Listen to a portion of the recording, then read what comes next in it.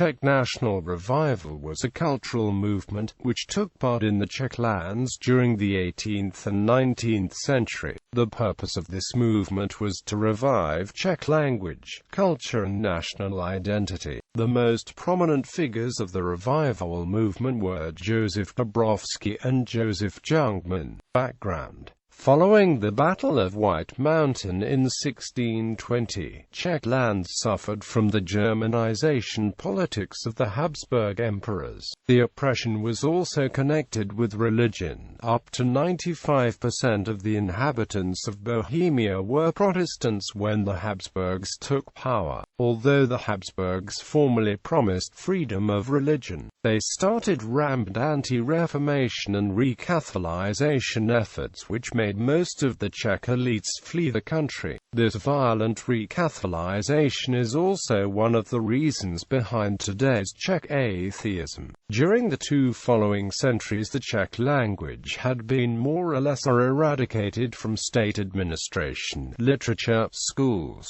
Charles University, and among the upper classes. Large numbers of books written in Czech were burned for confessional reasons. For example, Jesuit Anton Anconius alone is credited with burning as many as 30,000 Czech language books. Gradually, the Czech language was reduced to a means of communication between peasants, who were often illiterate. Therefore, the revival looked for inspiration among ordinary Czechs in the countryside. Milestones. Josef Dobrovský published his Czech grammar book in 1809.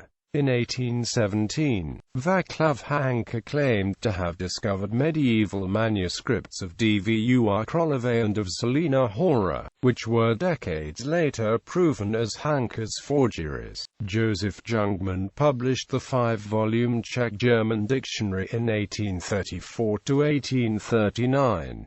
It was a major lexicographical work, which had a great formative influence on the Czech language. Jungmann used vocabulary of the Bible of Králové period and of the language used by his contemporaries. He borrowed words not present in Czech from other Slavic languages or created neologisms. He also inspired development of Czech scientific terminology, thus making it possible for original Czech research to develop. This work was published by the Matis Česká, an institution created by František Palacký in 1831 as a branch of the National Museum. The Matis became an important institution as it was at the time one of the few routes through which works in the Czech language could be published. In 1832 it took over the publication of the Journal of the Bohemian Museum. This journal was important as it provided a forum for the Czech intelligentsia to publish their ideas in their own language, in contrast to the journal published by the Royal Bohemian Academy of Sciences, which was published in German. With the renaissance of language, Czech culture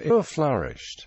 Czech institutions were established to celebrate Czech history and culture. The National Theatre opened in 1883 and the National Museum in 1818. Results. As a result, the Czech language has been restored as an official language in the Czech lands and is now used by the vast majority of Czechs, and serves as an official language in the Czech Republic. However, due to the revivalists' reverence for the outdated language of the Králové Bible, which they used as a model for their grammars and dictionaries, a gap emerged between the everyday, colloquial language, and the learned language of literature.